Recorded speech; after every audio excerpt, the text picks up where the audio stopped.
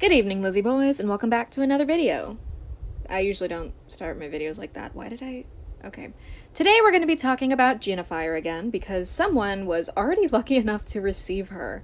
Despite the Amazon pre-order listing, just going up on Halloween night, someone has already received her now as of, November 2nd, so right after. This is a user by the name of Lady Furbyton. Lady Furbyton. Interesting icon. They've got like a Bratz doll, OMG doll with a Furby face. Okay, I'll just... that's a can of worms for another day. Very cool icon, though, if you're watching this. It's interesting, it's unique, it stands out. Today, we're going to be talking about Jinafire, though. All credits to that user for the photos. Let's get started. So first things first, a box reveal. This is what she looks like, brand new in her package. I admit, I still don't really like the core packaging. I just feel like it's kind of ununique to the characters, because it is. The only thing they change is the artwork in the corner with the name on it, and they add new symbols for the characters, but, you know, I just feel like in G1 they had much more expressive, unique packaging. It'd be like a different color for the character, but here they always just do the same, random colors in the backdrop. I've never liked that. I won't harp on it too much. We can also see all of her accessories, including the bust she comes with, her sketchbook. She comes with a hanger as well. I actually like the inclusion of that, I guess, if you don't want her to wear her jacket. She comes with a phone, comes with the yogurt drink that you guys explained to me. Apparently it's a very popular thing in both Asian countries and other countries. A lot of people mention that they also drink it, but they don't live in Asia, so that's cool. I've never heard of it, but it sounds good. If I ever see one, I'll probably pick one up. She's got some cool sunglasses, 2 bracelets, and a backpack, as well as her pet, Yun. We also have a better look at her artwork and a look at the back of her box. It reads that she is a daydreaming dragon. Her monster must-haves are a sketch pad and Fanghai yogurt drink, and her monster pet's name is Cloudy Yun. Sorry, the thing's a little blurry, so I really gotta try to focus to see what it says. Her artwork is super pretty. We currently don't know if this is Darko artwork or not. At the time of me uploading this, Darko has not uploaded this artwork to his profile, which he usually does when it's his artwork, so this may be by another artist. We don't know yet, but the art looks really nice. I like it quite a lot. We also have photos of her out of the box, and to be honest, I think they used a stock a stock doll for her stock photos, because I really don't see many differences between the stock photos and the final doll that you can purchase. To be honest, the doll's face looks pretty identical, I would say. This is probably just a non-wonky one, like a factory sample. Because, again, they look pretty similar. The only thing that's really different is the hairstyle. It looks more full here. Oh, by the way, she is confirmed to have Saran. So this doll has Saran. You guys don't have to worry about her hair type. I believe they're going to stop using poly on, main lines, the core collection, as well as, the big line for the year. So, lines like Monster Fest and Monster Ball. I think going forward, it's been confirmed that they're not going to use poly on those lines. So, the only lines from G3 going forward that should have poly will be, Skulltimate Secrets and, other budget dolls. So, the Monster... What's it called? The... Buried Secrets. I almost called it Monster Mysteries. It's Buried Secrets. But anyway, Jinafire does not have poly. Another interesting thing that I've heard, I don't actually know the source of this. I'm assuming the person who posted these photos. But allegedly, Jinafire's ears are glued on because, they're a different color from the rest of her skin.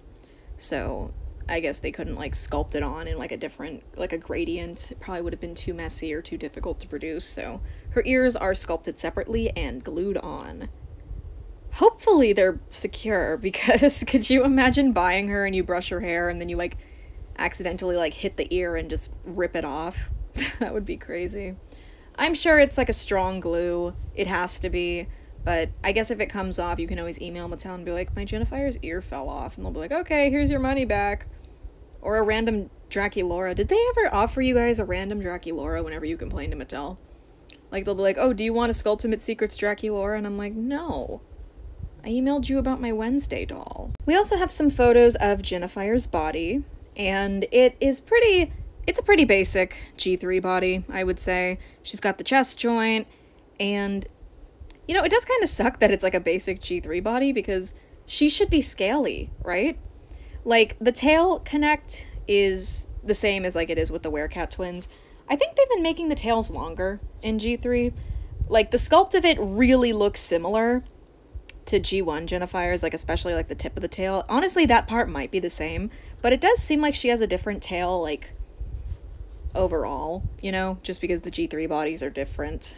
So, slightly different tail, but I swear the end of the tails are exactly the same. But yeah, I heard somebody make a joke about Jinafire looking like they just reused a bunch of like G3 Ghoulia bodies for her, and that's why she's not scaly. And to be honest, I feel like the color of her skin tone does actually kind of match up with Ghoulia's. I mean, hers is like more of a mint green compared to Ghoulia, who I think is like more of a green, you know, like not a minty green. I would have to see like a side-by-side, you know, but I'm not saying I believe that they reused a bunch of Ghoulia bodies for her, because why would they have a bunch of Ghoulia bodies? But again, I do think it's strange that she's not scaly all over. Because she should be. She's a dragon. In G1, she was scaly all over, except for her face. They didn't, like, sculpt scales into her face, but her entire body had that scaled texture, you know? And they did it for her, like, calves and her hands and her tail. I'm just saying, she looks a little weird with the smooth skin. Like, in this stock photo, it's just kind of, like, looking at her arms being smooth. It's like, I feel like she should be scaly, you know? But it's not like I actually care that much. It's just, like, a weird little thought that I have. I feel like she should be scaly. We also have a hand comparison between G1 and G3, and G3's hands are so gorgeously detailed. Like, the sculpt work on the hand is incredible.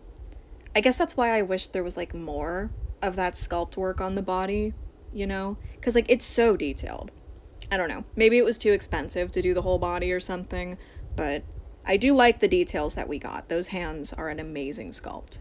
Her outfit looks super nice in person, too. Not that I'm, like, actually looking at it in person. This is someone else's photos. But you know what I mean, right? Like, seeing them not in the stock photos, it looks exactly the same. Like, the quality control is pretty consistent and looks the same as the stock photos. That's good. Her shoes are also super nice. There was some close-up photos, but for some reason, I don't have them here. But I did talk extensively about her shoes in the stock photo reveal video, so I won't repeat myself too much, but the sculpt work on her shoes is amazing. Not to mention, they are finally painting in details on the shoes. Like, G3 has had amazing shoe game from the beginning. They just weren't painting in the details, and now they're starting to. I'm very happy about that, and I hope going forward they'll continue to paint in the details on these shoes, because they are doing such a good job with the sculpt work, I swear. It really deserves to be, like, properly highlighted and visible. All in all, I think Jinafire is a pretty impressive doll, and also here she does not look as mint green as I thought. Is she the same color as Ghoulia?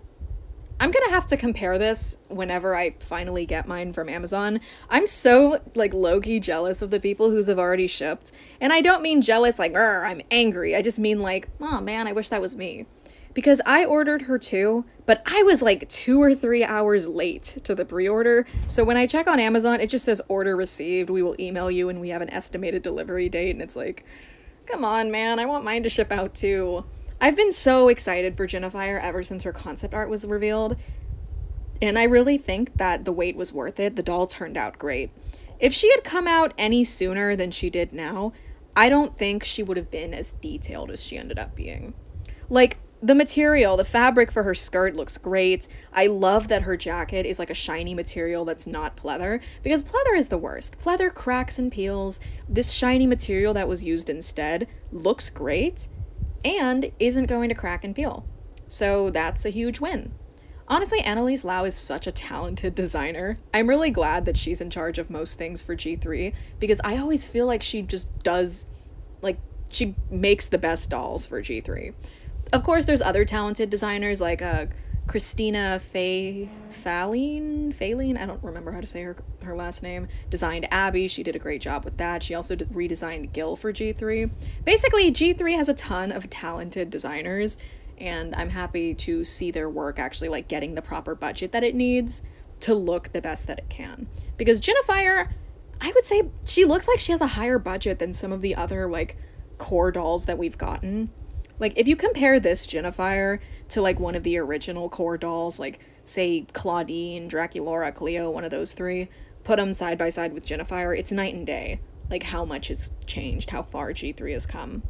Basically, I love this doll, and I can't wait to get mine. So yeah, I kind of just wanted to talk about Jinafire again, because my last video on her was super scatterbrained, and I ended up incorrectly calling her hair brown instead of black. In my defense, it looked like a dark brown, like a super dark brown, like leaning black. So I assumed her hair in the show had always been like kind of a dark brown, but no, it was black the whole time. I couldn't tell. I have this problem a lot. I mistake brown hair for black hair or black hair for brown hair like all the time, so yeah, I just am a little tiny bit colorblind when it comes to hair, I guess. But yeah, thank you guys for watching this video. Feel free to leave your thoughts on Jinafire in the comments below. Sorry if I sounded like I was glazing her too much, but she's just a gorgeous doll, man. I just really like her and I'm super excited to get her. So yeah, thank you guys for watching. Hope you enjoyed this video, and as always, I hope to see you in my next one. Bye!